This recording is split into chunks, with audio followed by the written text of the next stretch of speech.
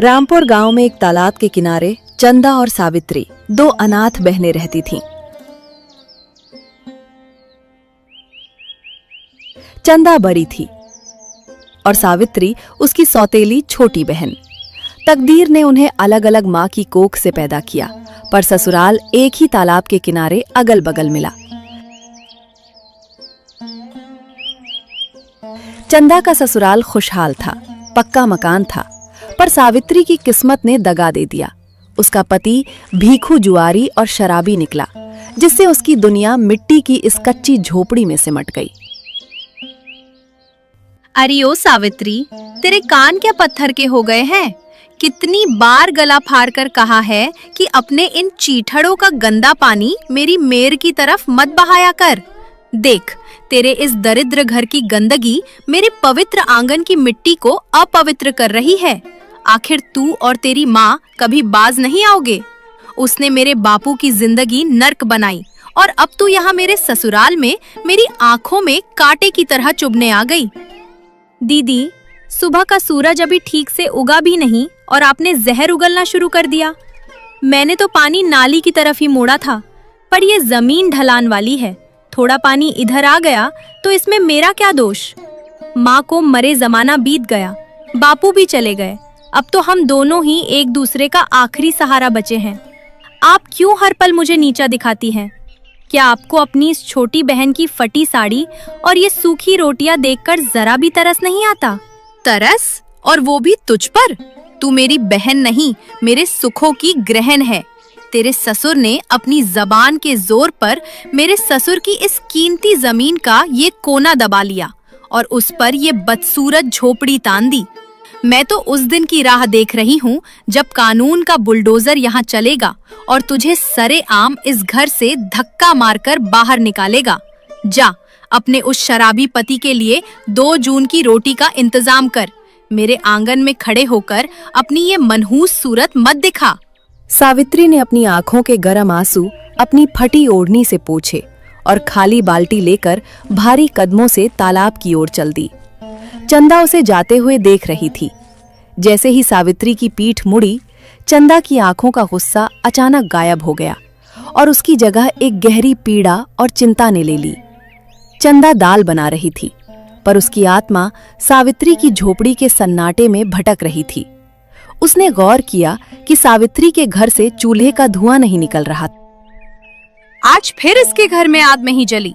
वो निखट्टू भीखू कल रात से घर नहीं लौटा है। पक्का कल की मजदूरी भी जुए में हार गया होगा। ये लड़की भी अपनी माँ की तरह जिद्दी है। भूखी मर जाएगी, पेट पीठ से लग जाएगा, पर मेरे पास मांगने नहीं आएगी। अगर ये बीमार पड़ गई तो पूरा गांव कहेगा कि चंदा महल में राज कर रही है और सगी बहन दाने दाने को तरस रही है। मुझे कुछ करना होगा, पर अगर सीधे हाथ से खाना दूंगी तो ये समझेगी कि मैं उस पर एहसान कर रही हूँ। मुझे फिर से नफरत का ढोंग करना ही पड़ेगा। चंदा ने जल्दी जल्दी चूल्हे से 2 मोटी रोटियां उतारी, उन पर ढेर सारा घी लगाया और कल की बची हुई साग को एक पीतल की बड़ी कटोरी में भरकर उसे एक पुरानी पोटली में कसकर बांध लिया। अरियो करमुही, ये देख, कल रात का बासी खाना बच गया था। मेरे घर के पालतू कुत्ते भी इसकी तरफ मुंह नहीं कर रहे थे। सोचा कचरे में फेंकने से अच्छा है कि तेरे जैसे भिखारियों के मुंह में डाल दूं। इसे उठा और चुपचाप निगल लेना। और खबरदार, जो गांव में किसी से कहा कि चंदा ने तुझे खैरात दी है, ये ले अपना पेट भर और मेरी आंखों के सामने से हट। चंदा ने पोटली सावित्री के पैरों के पास कीचड़ से बचाकर फेंक दी। सावित्री ने कांपते हाथों से पोटली उठाई। जैसे ही उसने गांठ खोली, रोटियों की सौंधी खुशबू और साग की गर्माहट उसके चेहरे तक पहुंची। दीदी, आप दुनिया को धोखा दे सकती है, पर मुझे नहीं। रोटियां तो अभी भी गर्म हैं, जैसे अभी चूल्हे से उतारी हों। आप झूठ बोलना कब छोड़ेंगी? मुझे पता है, आपने ये मेरे लिए ताज़ा बनाई है। आप ऊपर से कितनी भी कड़वी बने, पर मैं जानती हूँ आपकी ममता मरी नहीं है। आप बापू की कसम खाकर कहिए कि ये रोटियां बासी है। ज्यादा अपनी अक्ल मत दौड़ा सावित्री। ये तो चूल्हे की गर्माहट है जो कपड़े में बंधने की वजह से रुकी हुई है। और हाँ, सुन ले कान खोलकर, इस तालाब किनारे की जमीन के कागज मेरे ससुर ने शहर के बड़े वकील को दे दिए हैं। बहुत जल्द यहाँ बुलडोजर की आवाज गूंजेगी और तेरी ये मिट्टी की दीवारें जमींदोज हो जाएंगी। तब देखूंगी ये तेरी मुस्कान और ये मासूमियत कहाँ जाती है। चल अपना कूड़ा उठा और यहाँ से रफा दफा हो, मुझे पानी भरने दे। सावित्री ने अपनी दीदी को दुखी मन से देखने लगी और अपनी पोटली सीने से लगाकर चली गई। वो जानती थी कि चंदा की ये डांट उसकी भूख का इलाज है, पर चंदा के दिल में अब एक नया डर घर कर रहा था। देख रतन, ये जो तालाब किनारे वाली जमीन है, ये हमारे पुरखों की है। अगर ये टुकड़ा हमें वापस मिल जाए तो हम यहाँ मछली पालन का बड़ा कारोबार शुरू करेंगे। पर वो बीच में उस अनाथ सावित्री की झोपड़ी कांटा बनी हुई है। मैंने सुना है उसका पति भीखू कर्जे के दलदल में गर्दन तक डूबा है। क्यों ना हम उसे थोड़े पैसों का लालच दें और उससे अंगूठा लगवा लें। अगर वो नहीं माना तो जबरदस्ती कब्जा करने में हमें देर नहीं लगेगी। पिताजी, वो चंदा की सौतेली बहन है। गांव के लोग हमें जालिम कहेंगे। अनाथ लड़कियों की बद्दुआ लेना ठीक नहीं। चंदा को जब पता चलेगा तो शायद वो ये बर्दाश्त ना कर पाए। चंदा? अरे वो तो खुद उस लड़की की जान की दुश्मन बनी रहती है। तूने देखा नहीं कैसे दिन रात उसे कोसती है। वो तो खुश होगी अगर सावित्री यहां से बेघर हो जाए। तू बस शहर जाकर वकील से लिखा पढ़ी करवा, बाकी काम मैं संभाल लूंगा। चंदा दीवार की ओट में खड़ी ये सब सुन रही थी। उसके हाथ कांपने लगे और माथे पर पसीना आ गया। उसने कभी सपने में भी नहीं सोचा था कि उसका अपना ससुराल उसकी बहन को मिटाने की साजिश रचेगा। मौसम ने अचानक करवट ली। चंदा को पता था कि सावित्री की झोपड़ी की छत की घास सड़ चुकी है और दीवारें पहली तेज बारिश में ढह सकती हैं। हे छठी मैया, आज रात अगर जोर की बारिश हुई तो वो कच्ची कोठरी सावित्री की कब्र बन जाएगी। ऊपर से ससुर जी की ये गंदी साजिश, मुझे उसे सचेत करना होगा। पर मैं उसे कैसे बताऊं? अगर मैंने नरमी दिखाई तो ससुर जी को मुझ पर शक हो जाएगा और वो हम दोनों को बर्बाद कर देंगे। कुछ समय बाद चंदा ने एक कागज में कुछ लिखा और जाके चुपचाप सावित्री के आंगन में रखाई।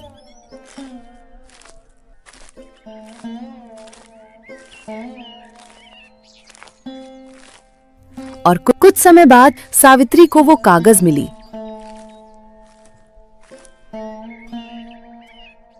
जिसमें लिखा था, आज रात घर से बाहर मत निकलना, तालाब का पानी बढ़ रहा है।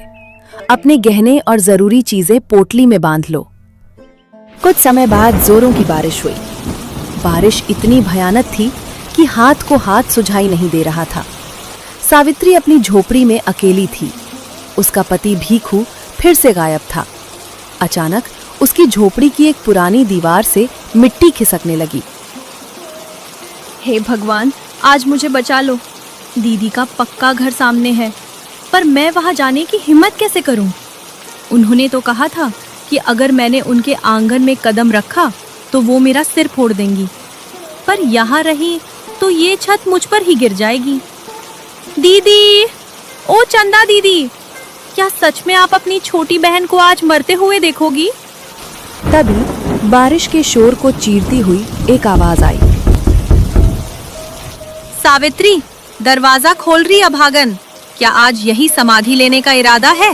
देख, तालाब का पानी तेरे आंगन की मेर पार कर चुका है। जल्दी बाहर निकल और मेरे साथ चल। जल्दी कर, वरना ये मिट्टी का ढेर तेरी कब्र बन जाएगा और मैं पुलिस को क्या जवाब दूंगी? सावित्री ने जैसे ही दरवाजा खोला, वो चंदा को देखकर फूट फूट कर रोने लगी। चंदा ने उसे जोर से झिड़का।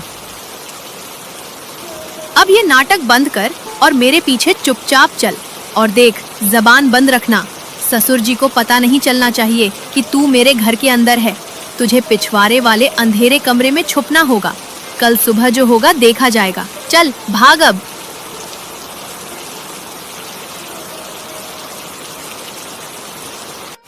जैसे ही दोनों बहनें चंदा के पक्के बरामदे में पहुंची, पीछे से एक जोरदार धड़ाके की आवाज हुई। सावित्री की झोपड़ी का आधा हिस्सा तालाब के किनारे बिखर चुका था। चंदा ने उसे अंदर बिठाया और एक सूखा कपड़ा और गर्म दूध का गिलास थमाया। रात भर की मूसलाधार बारिश अब थम चुकी थी, पर तालाब का पानी अभी भी उफान पर था। चंदा के पक्के घर के एक अंधेरे कमरे में सावित्री डरी सहमी बैठी थी। उसे समझ नहीं आ रहा था कि उसकी दीदी ने उसे बचाया है या किसी नई मुसीबत में डाल दिया है। चुपचाप यही पड़ी रहे, जरा भी चू चपड़ की तो ससुर जी के कान खड़े हो जाएंगे।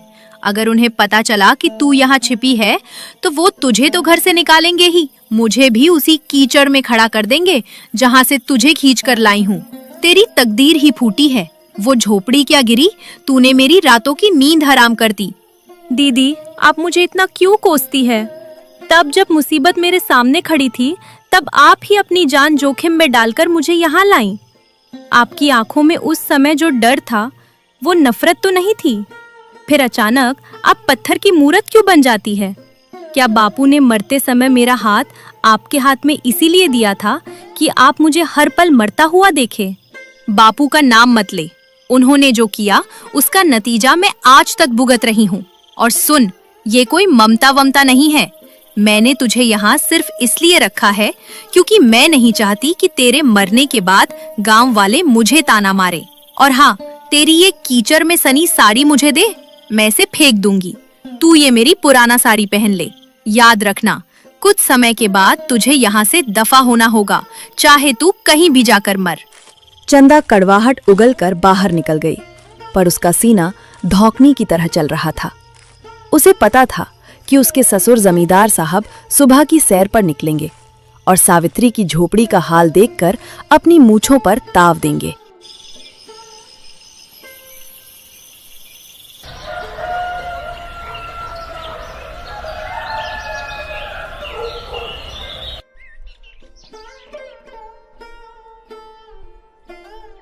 अरे रतन, देख, इसे कहते हैं कुदरत का करिश्मा। कल रात की बारिश ने हमारा काम हफ्तों पहले ही आसान कर दिया। वो सावित्री की झोपड़ी तो तालाब के पेट में समा जाएगी। अब वो जमीन का टुकड़ा बेवारिस है। आज दोपहर को ही मैं वहां अपनी इलाका खिंचवा दूंगा और कल से मछली पालन का काम शुरू। वो छोकरी अब कहीं भी दर दर की ठोकरें खाए, हमें क्या।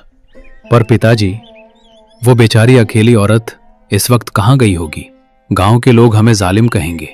अनाथ लड़की का घर छीनना पाप है पिताजी। चंदा को जब पता चलेगा तो उसे भी बहुत बुरा लगेगा। आखिर वो उसकी बहन है। चंदा? अरे वो तो खुद उस लड़की की जान की दुश्मन है। तूने देखा नहीं कल सुबह कैसे उसे गालियां दे रही थी? वो तो खुश होगी कि उसकी सौतेली बहन अब सड़कों पर आ गई है। चंदा, ओ बहू, इधर आ जरा। अपने ससुर का आवाज सुन के चंदा बाहर उनके सामने आई।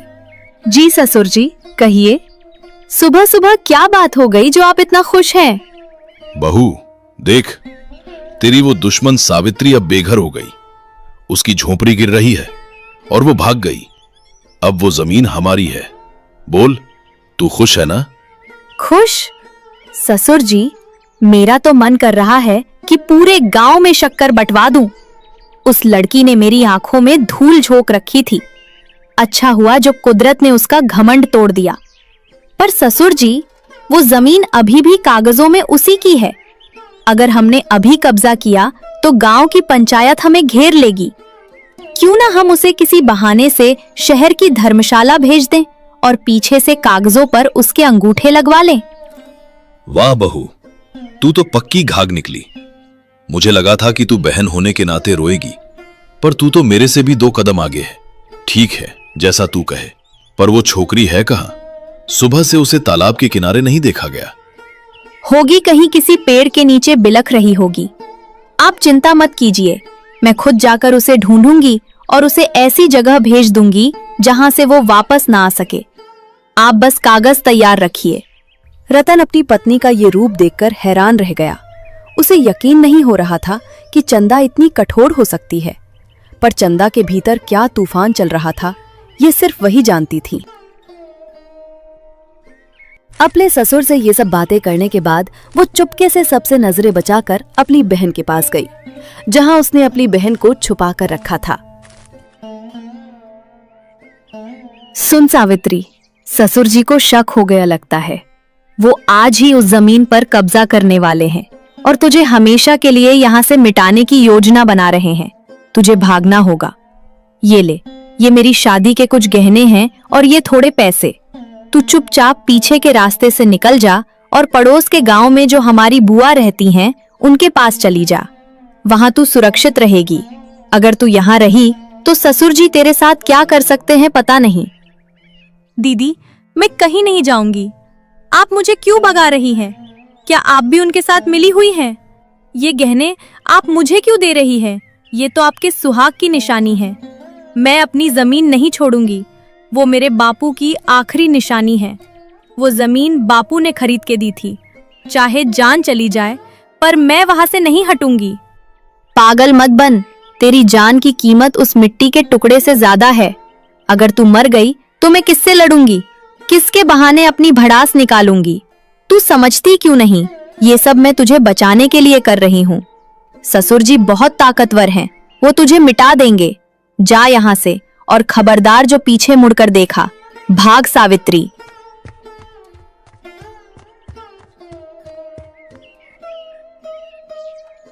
हे ईश्वर, मुझे माफ करना। मैंने अपनी छोटी बहन को कितना कुछ गलत कहा था, उसे बदनाम किया और घर से निकाल दिया।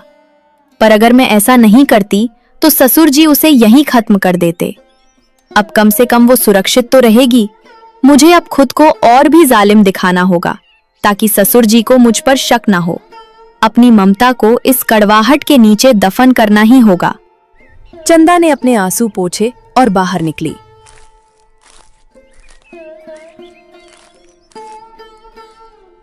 उसने देखा कि ससुर जी और रतन तालाब की तरफ जा रहे थे, जहां गांव वाले भी इकट्ठा हो रहे थे।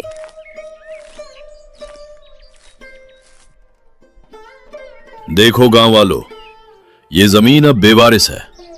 वो सावित्री डर के मारे भाग गई। अब मैं यहां मंदिर बनवाऊंगा या मछली पालन करूंगा, ये मेरी मर्जी है। किसी को कोई एतराज? पर जमींदार साहब, वो अनाथ बच्ची कहाँ गई? बेचारी का घर गिर गया। कम से कम उसे सिर छुपाने की जगह तो देते। आप तो उसका हक छीन रहे हैं। हक? किसका हक? चंदा, बहू तू ही बता, क्या ये जमीन हमारी नहीं है? तू तो उसकी सगी बहन जैसी है, तू ही बोल। हाँ बिल्कुल, ये जमीन हमारी है। सावित्री तो चोर है। वो मेरे गहने लेकर भाग गई।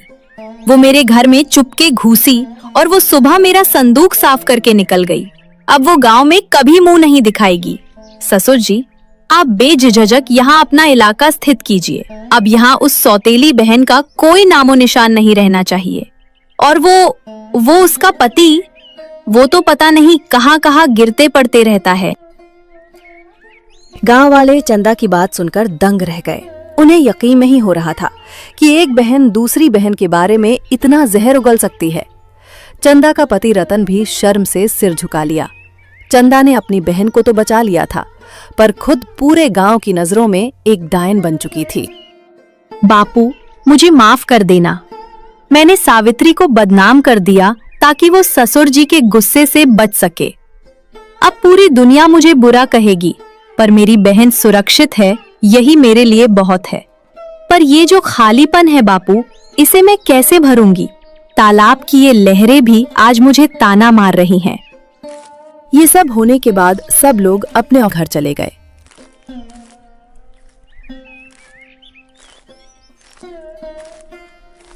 और तभी कुछ देर बाद घर के बाहर से शोर सुनाई दिया।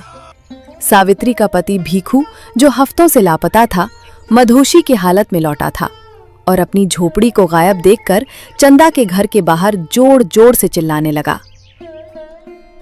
कहाँ है मेरी झोपड़ी? कहाँ है मेरी जमीन? ओ जमींदार, तूने मेरी पत्नी को कहाँ छुपाया है? मैं तुझे छोड़ूंगा नहीं। चंदा, तू बड़ी बहन बनती है ना? तूने ही मेरी सावित्री को कहीं बेच दिया होगा। चंदा बाहर निकली, पर उसके चेहरे पर डर नहीं बल्कि एक नई चमक थी। उसे पता था कि अब भीखू को मोहरा बनाकर वो अपनी बहन की जमीन वापस दिला सकती है। चुप कर शराबी, तेरी हिम्मत कैसे हुई मेरे घर के सामने हमें धमकी देने की? तेरी पत्नी भाग गई क्योंकि तू एक निखट्टू है। अगर तुझे अपनी जमीन वापस चाहिए तो जा और पंचायत में जमींदार साहब के खिलाफ गवाही दे कि उन्होंने तुझे डराया धमकाया था। अगर तूने ऐसा किया तो मैं तुझे वो पैसे दूंगी जिससे तू अपनी नई जिंदगी शुरू कर सके। बोल, क्या तू अपनी पत्नी के लिए इतना कर सकता है? भीखू थोड़ा शांत हुआ। उसने चंदा की आंखों में एक अजीब सी तड़प देखी।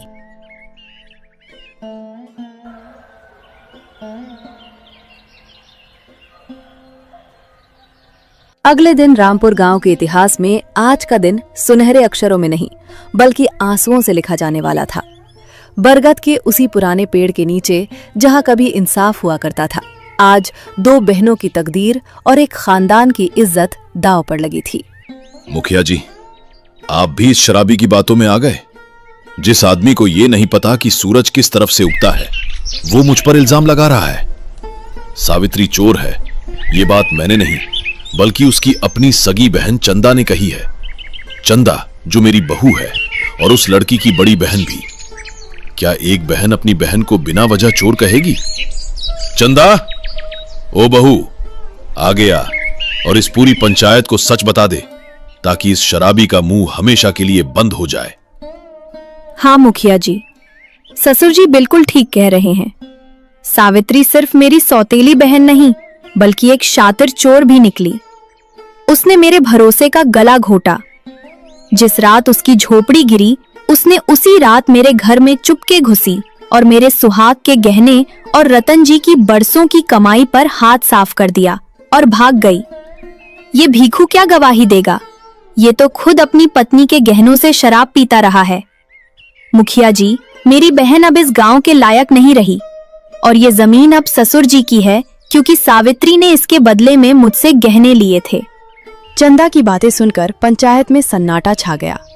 गांव की औरतें एक दूसरे की तरफ देख रही थीं।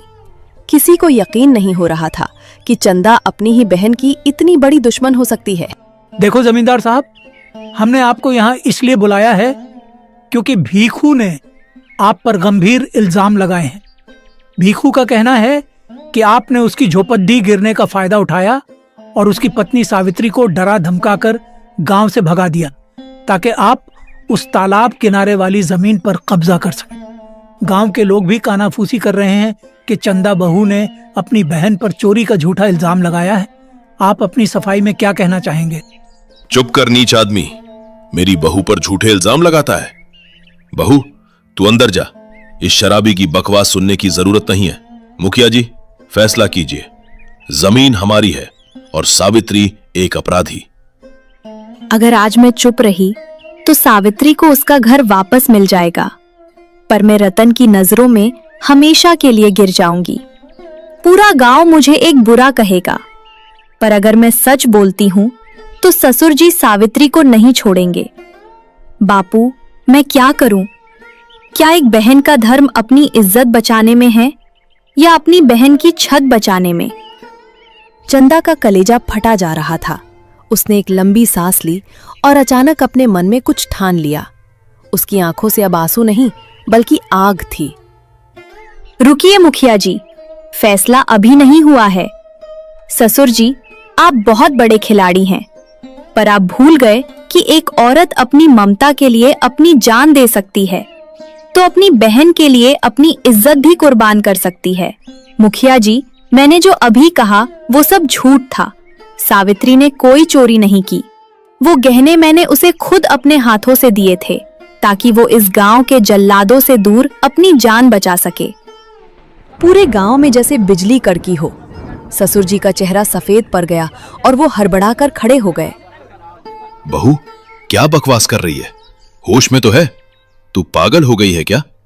नहीं ससुर जी, आज मैं होश में आई हूँ। मुखिया जी, सच तो ये है कि सावित्री की झोपड़ी गिरने के बाद ससुर जी ने मुझसे कहा था कि वो उस जमीन पर कब्जा करना चाहते हैं। इन्होंने ही साजिश रची थी कि सावित्री को बेघर कर दिया जाए। मैंने अपनी बहन को बचाने के लिए उसे रातों रात यहाँ से भगाया और खुद को गांव की नजरों में बुरा बनाया ताकि ससुर जी को मुझ पर शक न हो। मैंने अपनी इज्जत की परवाह नहीं की, सिर्फ अपनी बहन की छत बचाने के लिए। ये देखिए मुखिया जी, ये वो कागज हैं जिन पर ससुर जी ने धोखे से सावित्री के अंगूठे के निशान लेने की साजिश रची थी। ये मुहर ससुर जी की है जिसे मैंने कल रात उनके संदूक से चुराया था। ये जमीन सावित्री की है और हमेशा उसकी रहेगी। भीखू शराबी जरूर है पर वो सावित्री का सुहाग है। ससुर जी, आपने एक अनाथ लड़की का घर छीनने की कोशिश की। आज मैं आपका ये मुखौटा पूरे गांव के सामने उतार दूंगी। रतन ने गौरव भरी मुस्कुराहट दी और चंदा के पास आया। उसकी आंखों में अब गर्व के आंसू थे। चंदा, मुझे माफ कर दे। मैं कितना बड़ा मूर्ख था जो तुझे जालिम समझता रहा। तूने इतना बड़ा बोझ अकेले कैसे सहा? तूने अपनी पूरी मर्यादा दांव पर लगा दी अपनी बहन के लिए। पिताजी, आज मुझे आपके बेटे होने पर शर्म आ रही है। आपने मेरी पत्नी का इस्तेमाल अपनी लालच के लिए किया। ये सब झूठ बोल रही हैं। ये कल मुही मेरा घर बर्बाद कर रही है। इसे मैं छोड़ूंगा नहीं। बस कीजिए जमींदार साहब, आपकी हकीकत सामने आ चुकी है। चंदा बहू ने जो किया वो कोई मामूली औरत नहीं कर सकती। अपनी बदनामी सहकर भी अपनी बहन का घर बचाना ये किसी देवी का ही काम है। पंचायत का फैसला ये है कि सावित्री की जमीन उसे तुरंत वापस दी जाए और जमींदार साहब को इस साजिश के लिए गांव के मंदिर की गौशाला में 1 महीने तक सेवा करनी होगी और जुर्माना भरना होगा।